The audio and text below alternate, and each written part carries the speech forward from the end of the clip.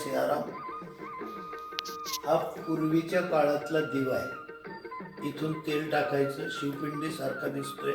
इकडनं वात बाहेर आली आणि त्या वातीला प्रज्वलित केलं म्हणजे अशी सुरेख ज्योत याच्यातून दिसते. हा झाला दिवा. हे आपलं गिरणा नदीच्या उगमापासून गिरणा तापीला मिळून अरबी समुद्रात जाईपर्यंतचं जे दैवत आहे याला आम्ही गौराई म्हणतो. हे आमच्या गौराई माता. जुन्या काळातला याच्यावर, या कंदिलावर अभ्यास करून कितीतरी IPS PhD झालेले लोक आहेत, शिक्षक आहेत. एवढंच नाही, या कंदिलांवर अभ्यास करून कित्येक मंत्री तयार झालेले आहेत. हा जुना प्रकाश देणारा कंदील.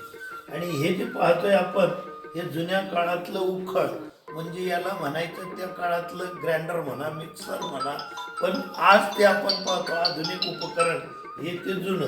आणि याला बंबा म्हणायचे आमच्या मराठी भाषेमध्ये, पाणी तापवण्यासाठी.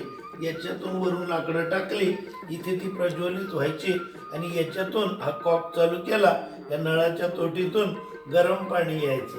हे शेजारी तुम्ही पाहतायत, ही चूल आहे. आणि चुलीवर असणारं खापर, खापर म्हणजे ज्यांना अहिराणी भाषा कळते ते जे खात असतात पुरणपोळी, त्या पुरणपोळीचे निर्माता हे खापर असतं. आणि याच्यातून ती जगभर प्रसिद्ध झाली. बरेच लोक विचारतात, व्हॉट इज खापर? खापर इज खापर. हा पाटा वरवंटा. आता हा जो वरवंटा म्हणजे याच्यावर आमच्या पूर्वीच्या आमच्या आई, बहिणी, आजी, मामी, मावशी यांनी कित्येक वाटीव मसाले तयार करून अशा भाज्या बनवलेल्या आहेत की तो स्वाद आजही आमच्या बोटांमध्ये जिवंत आहे. हा कांडपाचाच एक प्रकार आहे. मुसळी आणि खल याला म्हणतो आपण, खल. आणि हा असतो बत्ता. आणि हे जे जात आहे, ज्यांना बहिणाबाई चौधरी जात्याचं खूपच वर्णन केलं.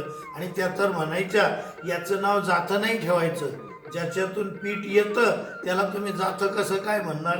हा आपला सगळा इकडे बागलाण, कळवण, या डांग सौंदाने या परिसरातलं तिळवण गावातल्या आमच्या सरांकरी मांडलेलं हे अतिशय सुबक आणि आपलं संस्कृतीजन्य वातावरण पाहिलं, अतिशय आनंद वाटला. आणि हे तुम्हाला दाखवावं म्हणून हा व्हिडिओ बनवलेला आहे. सगळ्यांनी सबस्क्राईब करा. जय सियाराम.